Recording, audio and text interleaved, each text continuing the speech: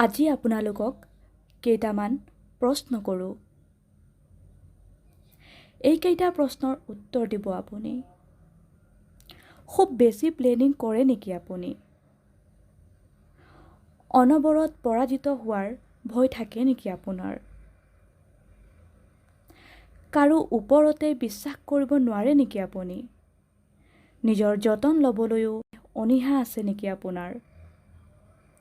সদায় কমফৰ্ট জ'নত থাকি ভাল লাগে নেকি আপোনাৰ? জীৱনত অনুশাসন মানি চলিবলৈ খুব কষ্ট হয় নেকি আপোনাৰ? ভুলৰ পৰা শিক্ষা নলয় নেকি আপুনি?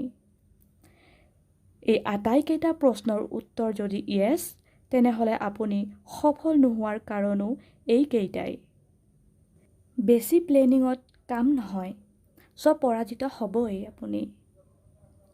কেতিয়াবা মনত ৰাখিব, বিশ্বাস কাৰোবাক কৰিবই লাগিব, অনুশাসন মানি চলিবই লাগিব, যতন নিজৰ আপুনি ল'বই লাগিব আৰু সফল হ'বলৈ কমফৰ্ট জ'নৰ পৰা আপুনি ওলাবই লাগিব। চ' আপুনি ভালেই থাকিব, সুস্থ হৈ থাকিব। ধন্যবাদ।